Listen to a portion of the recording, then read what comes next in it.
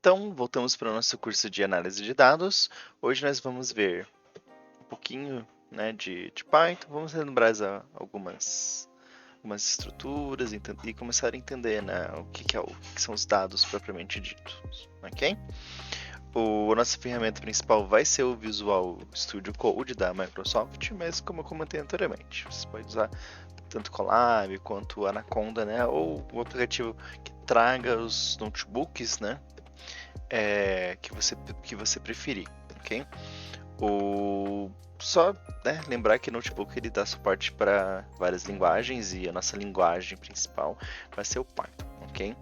Se você tem o Microsoft Windows, o Visual Studio Code ele pode ser instalado de forma gratuita na própria loja.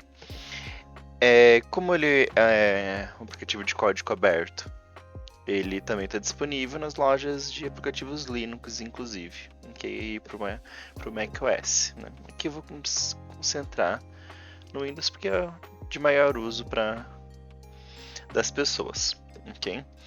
É um aplicativo relativamente leve, tem uns 400 megas.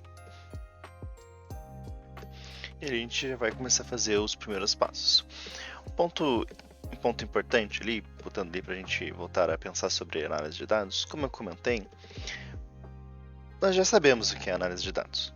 Né?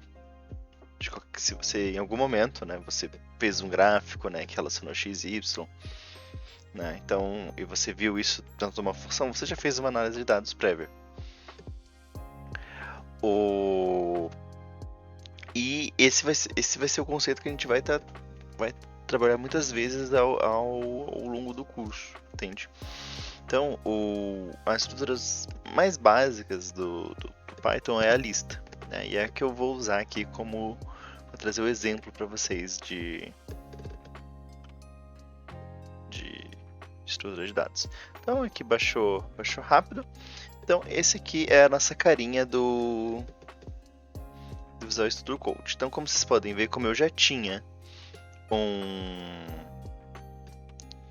um arquivo de exemplo dentro, ele, por ser Windows, ele já reconheceu tudo, já puxou minhas bibliotecas, né? Então vocês vão instalar por aqui, ok? Então extensões. A estrutura esse aqui é o Explorer, né, de arquivos. Aqui vocês podem criar as pastas, podem criar os arquivos. O meu conselho é que criem a pasta para você poder organizar os arquivos, organizar os seus códigos.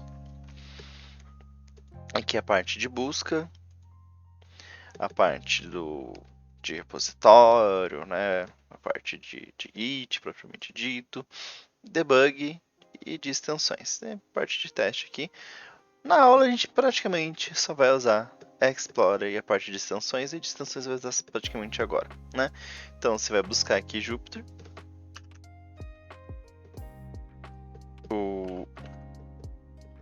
E vai colocar para instalar. E ele já vai puxar o primeiro aqui com o certificado da Microsoft. Ele tem o Visual Studio Code ele tem suporte para várias linguagens. O meu conselho assim é tudo que tiver esse selinho da Microsoft vocês podem instalar sem. Então aqui vocês podem até instalar tema. Esse aqui é o meu tema, né? Eu gosto dele por causa do contraste que ele traz, né? Ele é um tema mais escuro sem ser aquela coisa que não dá para ver diferente. Então vocês podem ver, eu tenho o Copilot, eu tenho coisas específicas para Python, mas ó, você pode instalar Docker, Notepad++, né, para anotações, tem C, tem Java. Então, para quem quiser se aprofundar, é uma boa ferramenta, né, para estarem começando ali com os códigos de vocês.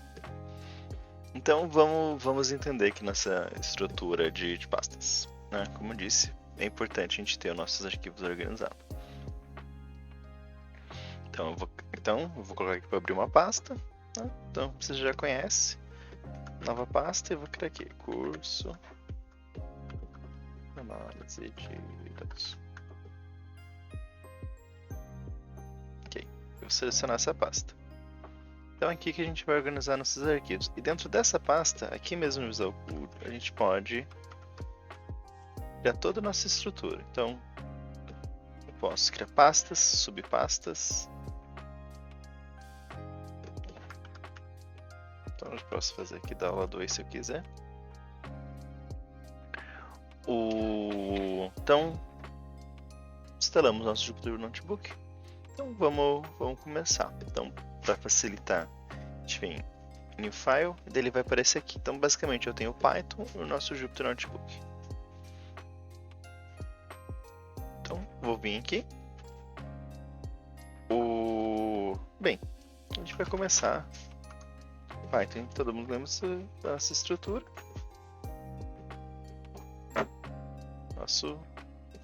Sempre começa com o nosso Hello World para dar sorte.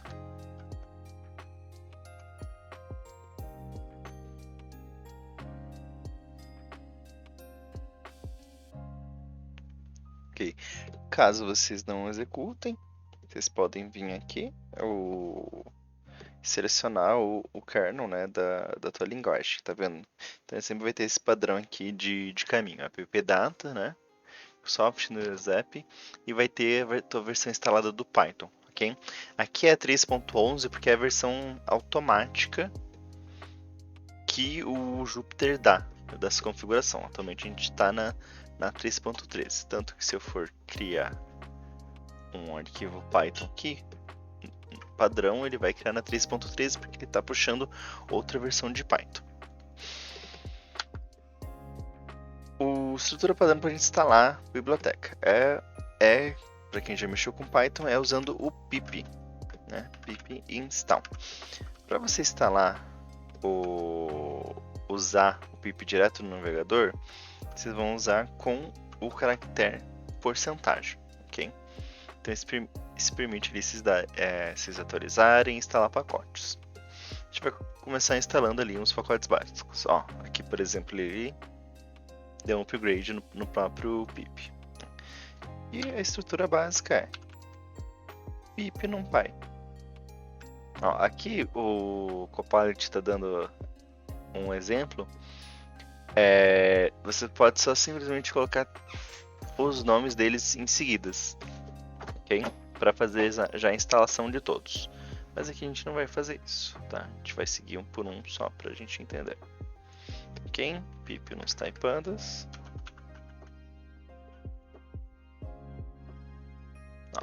Como eu não tenho o pandas instalado, ele vai demorar mais ali para instalar um pandas. Enquanto isso,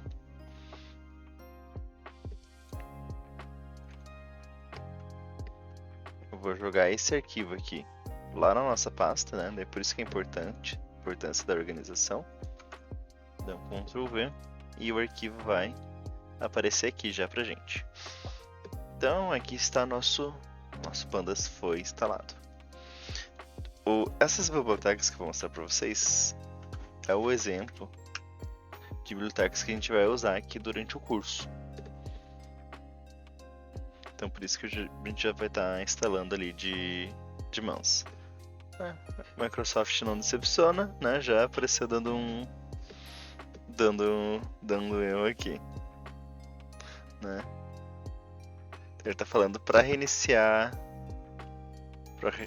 o kernel. Como o Skitlearn a gente não vai, que é a nossa biblioteca voltada para machine learning, a gente não vai mexer agora. Mais pra frente eu trago especificamente ali como resolver esse erro e fica de aprendizagem. Inicialmente a gente vai voltar aqui pro meu exemplo, ok? Então a gente teve ali os primeiros passos ali no nosso Visual Studio Code. Agora vamos ali entrando nesse mundo de dados. Um ponto importante, vocês vão ver que muitas pessoas separam análise de dados, ciências de dados. Por experiência, essa diferença ela nunca é tão clara, gente. Às vezes coloca, o cientista de dados faz previsões, o analista faz só gráfico, o cientista mexe em banco, o analista não mexe em banco. Mas no fundo é a tua profissão, então que vai determinar o que vai ser, o que é análise e o que é cientista, né? De salário não vai fazer tanta diferença, né? Mas do ponto de vista de ferramentas, a gente vai sempre transitar um pouco nos dois, tanto análise quanto ciência, no que é comumente falado, ok? Então vamos lidar aqui com os primeiros passos ali. Então, o primeiro ponto é entender como funcionam os tipos de dados, né? O tipo de dados é dividido ali, né, dentro da área de programação em 3 tipos, né? Semi-estruturados, estruturados e não estruturados. O que são os dados semi-estruturados? Então aqui, os exemplos mais comuns de dados semi-estruturados, ok? O HTML, JSON, XML, são arquivos que eles têm algum padrão, mas eles não são padrões que seguem sempre a mesma lógica, né? Sempre uma coisa que a gente bate o olho e diz, isso aqui tá um padrão, tá seguindo uma ordem sempre, entendeu? Então, aqui dentro do HTML, por exemplo, então aqui eu tenho uma tag que diz que isso aqui vai ser o título, e eu sei que vai ter um título bem grande na minha página, escrito na minha primeira página. Mas isso aqui não está numa lista, por exemplo, minha primeira página e depois vem 1, minha primeira página, 2, Olá Mundo, 3, esta é minha primeira página HTML. Então são tags que eu precisaria capturar para associar elas e ter ali um tipo de dado propriamente dito, ok? Que a gente pudesse entender esse padrão. Mas, claro, HTML a gente sabe, título, né? O título sempre vai ter essa estrutura propriamente dito, mas ele, como um dado só, ele não é estruturado. E bem, o que é o nosso dado estruturado? Bem, o dado estruturado é o dado mais confortável, é o que geralmente, como analista de dados, a gente mexe. Por exemplo, bases CSVs, bases extraídas de banco. Então, por exemplo, aqui nós temos uma lista. Uma lista com pequenas listas dentro. Okay? Então, eu sei que, por exemplo, dentro desse primeiro item da lista, né, o nosso item 0, ele vai ter a lista 0 e 1, né, e vai ter esse padrão lógico, né, e eu sei que esse item é o mais um do primeiro item do item 0, ok?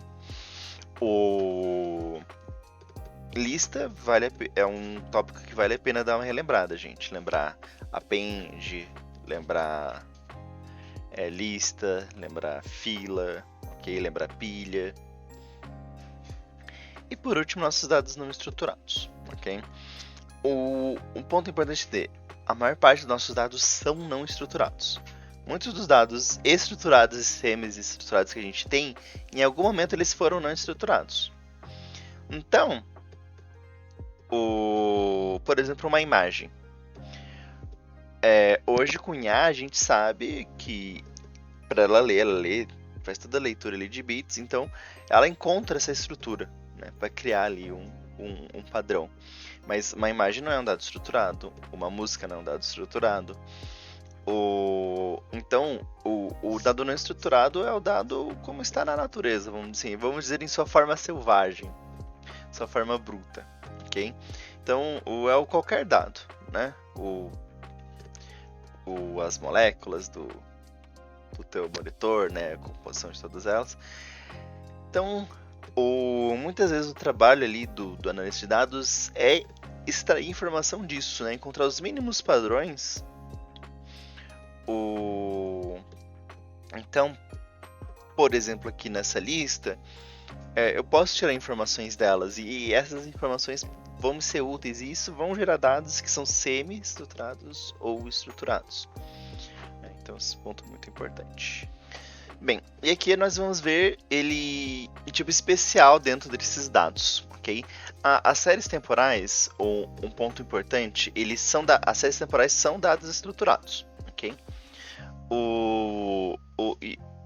E elas são importantes, como eu já falei no início dessa aula, já falei lá na introdução, elas relacionam, né, o nosso tempo, né, comumente chamado de eixo X, com valores, né? Aqui no exemplo eu vou usar a temperatura. E vamos aproveitar e entender um pouquinho da estrutura do Python e dos notebooks. Então, a partir do momento que eu executar tudo que eu executar aqui, ele vai estar disponível para baixo, ok? Então, a partir do momento que eu dou import, o código ele vai entender o import. A partir daqui, tudo que eu fizer que use essas bibliotecas, a partir daqui de baixo eles vão entender que essas bibliotecas elas estão sendo executadas no código, ok? Então, aqui umas bibliotecas básicas. O import math a gente não baixou porque ela faz parte do kernel principal ali do Python. Então, só import math. E aqui a gente vai fazer import de mais duas, né, que a gente vai usar, que é o import pandas e o import numpy. O as ele é o que a gente chama de alias, ele serve para nomear essa biblioteca, para facilitar ali na hora da chamada.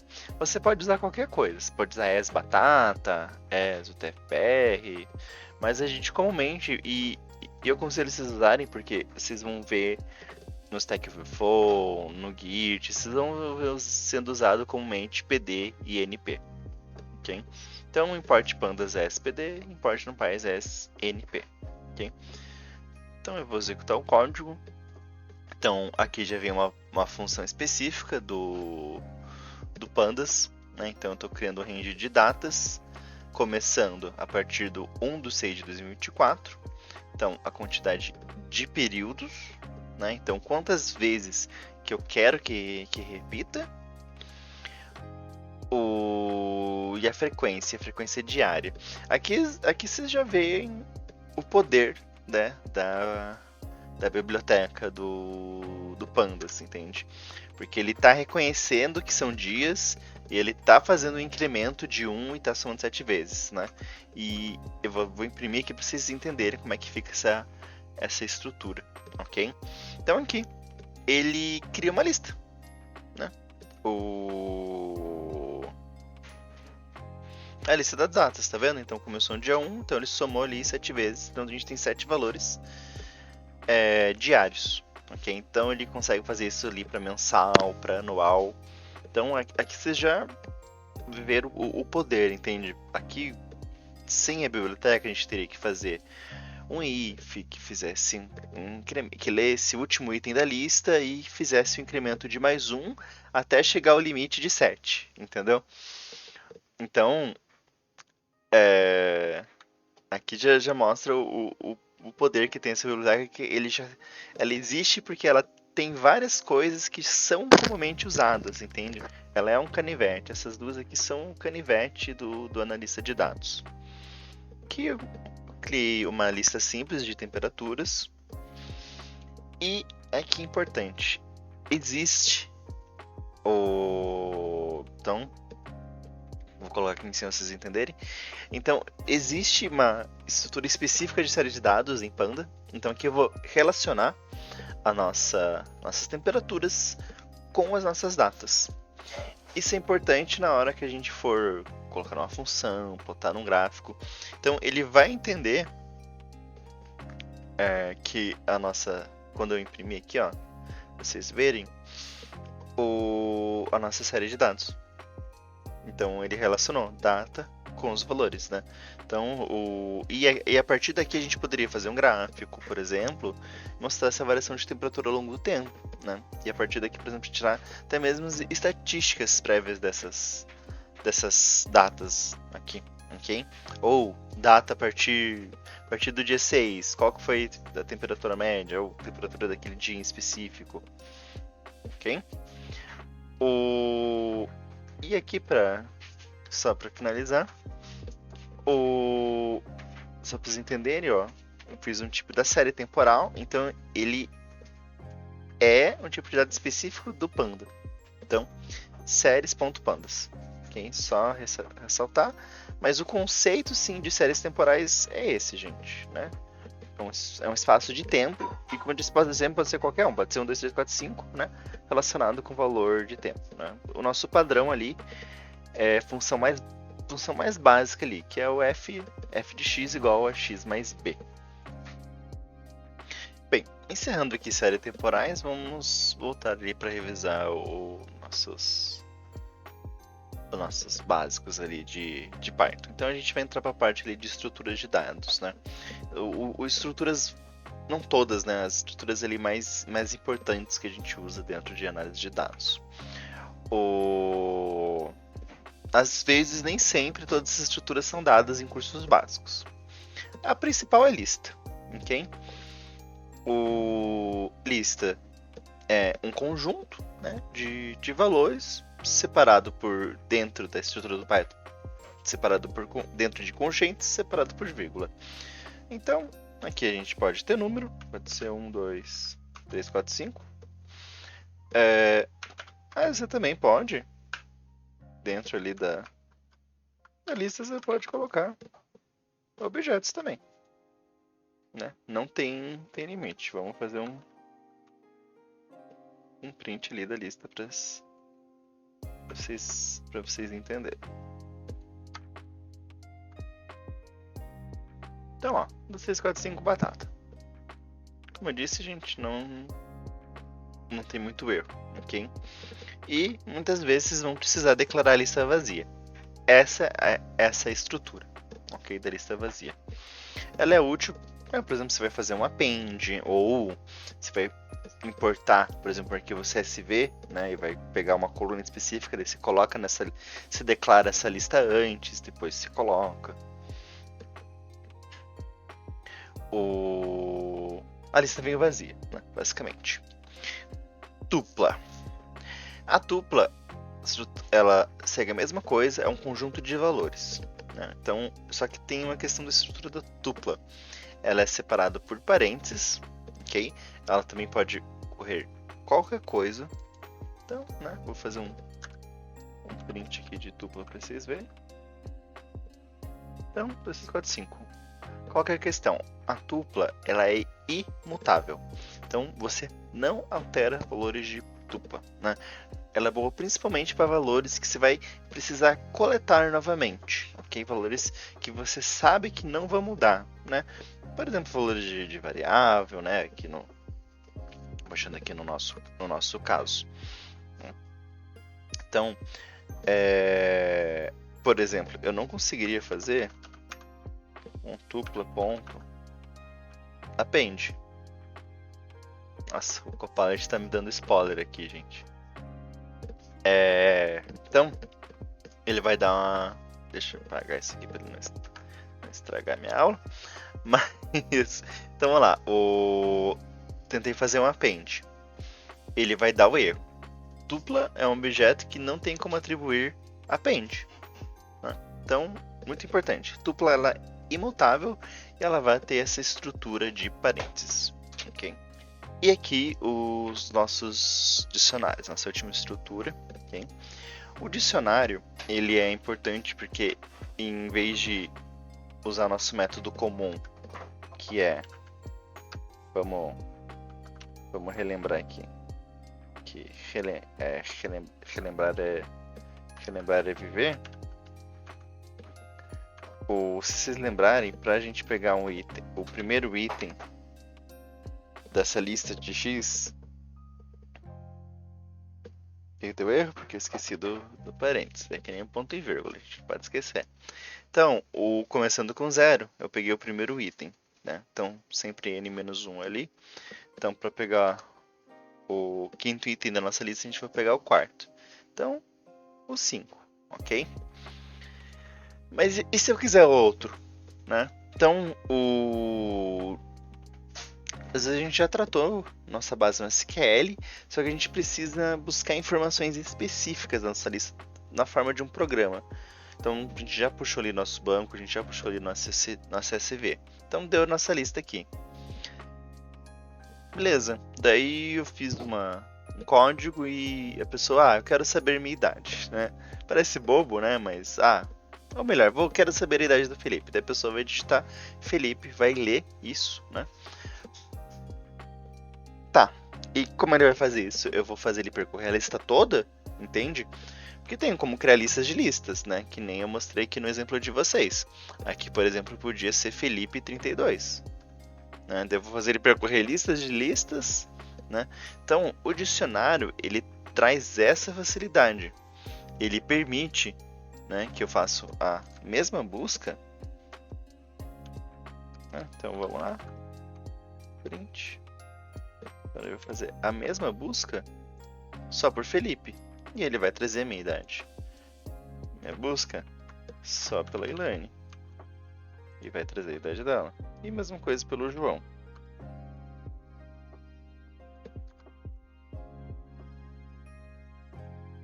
Então,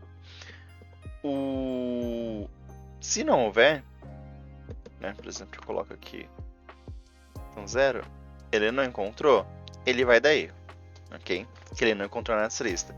Então, vocês percebem o poder disso, entende? Aqui tem só 3 itens, né, mas ele percorre dicionários enormes, né, muito mais rápido. E aqui a gente vê uma diferença de, por exemplo, fazer um PROC-V no Excel, por exemplo, né? Para quem não mexe, o Excel ali passou ali das 500 mil linhas, né?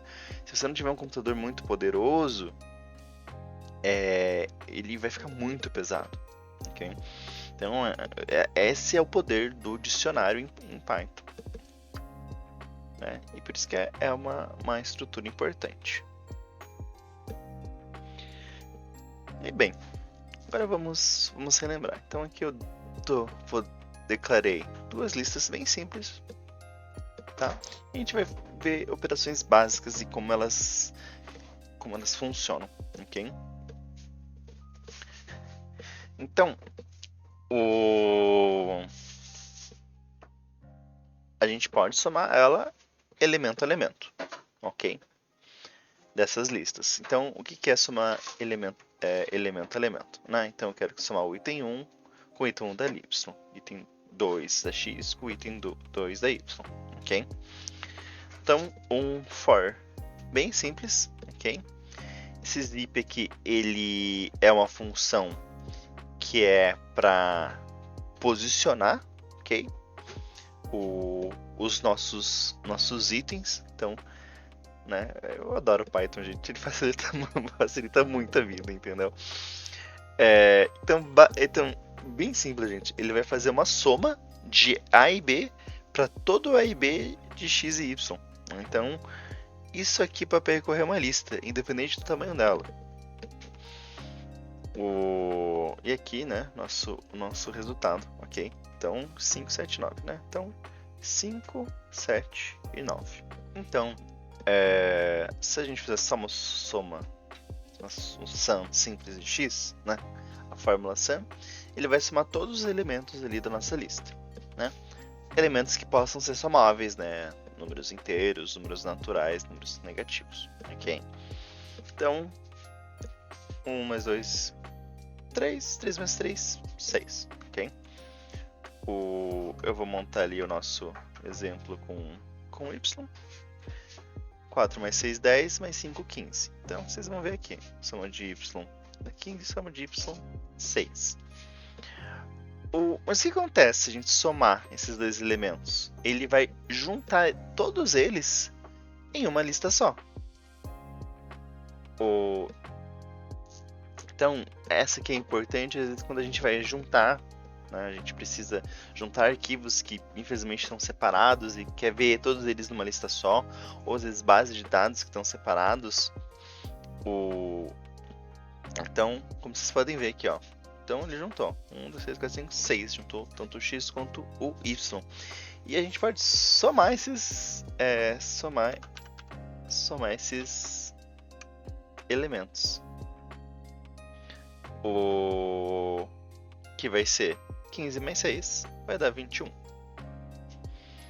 Fechou. Esses imports aqui não vai precisar, porque a gente já fez lá em cima, ok? Então, nossa média aritmética. Então aqui que a gente vai ter que relembrar ali novamente. Soma ali, vai somar todos os elementos. E len, ele vai contar os elementos, ok? Então, muito importante. Então, a gente sabe que a nossa soma de x é 6. Quantos elementos tem x? São 3 elementos. Então, 6 dividido por 3 vai dar 2. Ok? Porém, para facilitar a nossa vida, o NumPy ele já traz essa fórmula de forma facilitada. Então, ele vai fazer tanto a soma dos elementos quanto contar quantos elementos tem para fazer nossa média aritmética simples.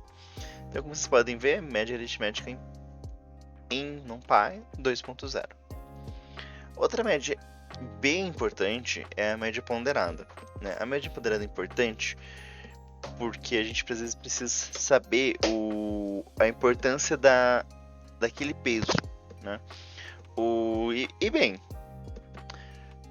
a gente sabe que os professores, o tempo todo eles fazem média ponderada, né? Com as nossas notas, por exemplo, ok? Então, por exemplo, se 0,5 podia ser a prova, 0,3 um trabalho e 0,2 as listas, ok? Então, a média ponderada é isso, né? É o peso versus o valor, ok? Dividido pela soma dos pesos, tá? Então, novamente, soma dos pesos, que eu comentei com vocês, ok? Nesse exemplo aqui, ele vai dar 100%, ok? Mas, mesma coisa. Mesma estrutura de antes, gente. Então, a nossa conta, então ele vai fazer todo A vezes P, para todo A em P que esteja, né? Seja rastreável ali em pesos, né? Aqui, nesse exemplo específico, todo o valor vai ser 1, tá, gente? Porque ele já é 0,5, 0,3. E a nossa média ponderada vai ser 2,3 desses valores, ok? Então, e a média ponderada também tem uma fórmula direta em NumPy, que facilita a nossa vida. Né? Novamente importante, um dos motivos de eu gostar do Visual Code, que ele traz a documentação e ele explica certinho, claro, né? Totalmente em inglês, né? Tanto que pode dificultar algumas pessoas, né? Mas é que ele traz até a função e como que a função trabalha, tá? Então, bem simples, gente. NP Average, ok? Então, isso é bem importante, né? Porque também se chama média, né? Mas min é média, né? E é média aritmética. E average é média ponderada. É muito importante entender essas diferenças aqui, ok? Média x e colocou aqui que a gente vai o que vai ponderar, né? E a gente vai ponderar pelo peso, ok?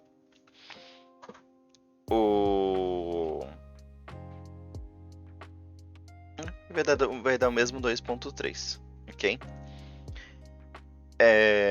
Para facilitar, gente, aqui é 0,2 vezes 1, 0,3 vezes 2, 0,5 vezes 3 do nosso x aqui, tá?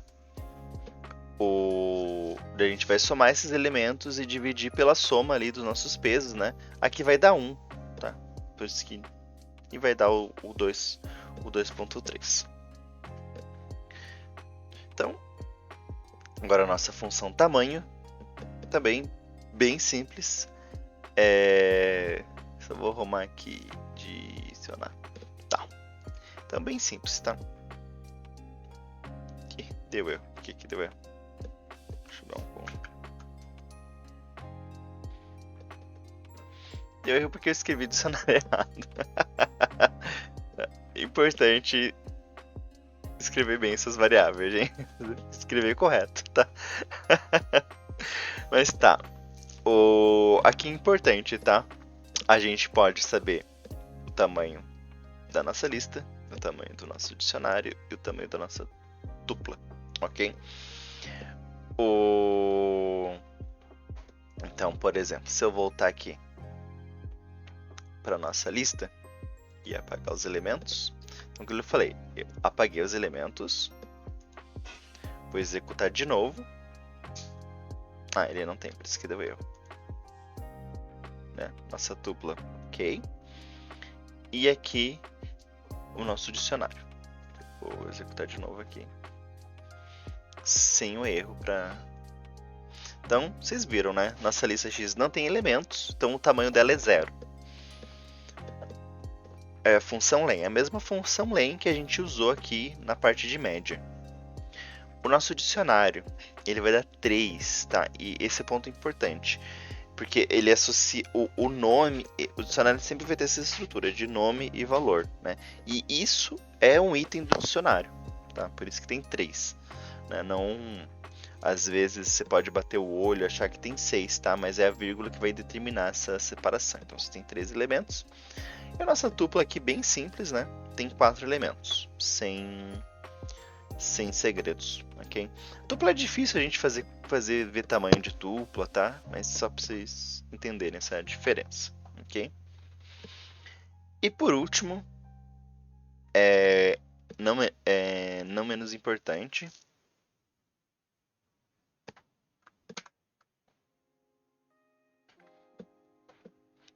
e agora a nossa última operação básica,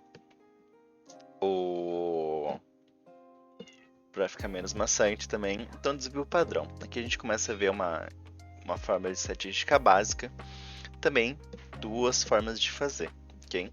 E precisa entenderem, né, essa questão da facilidade ali das bibliotecas NumPy e Pandas, ok? Então, o desvio padrão, ele vai ser todo o nosso valor, menos a nossa média, ao quadrado, ok? De todos os valores, ok? O dividido pelo tamanho ali da nossa amostra, população, né? Dependendo da literatura que você lê, né? E daí todos esses valores somados, a gente vai colocar eles ao quadrado. A importância, né, do desvio padrão é a gente entender o quanto está variando, né, os valores, né, vamos dizer, né, desviando, né, os nossos valores, entendeu? Entre si. Então é uma fórmula muito importante da gente entender quanto os nossos dados estão variando, né? Bem simples, né? Eu vou mostrar um uso mais aplicado para frente. Mas assim, o importante é vocês verem, não é uma fórmula tão usual, ok? Mas é uma fórmula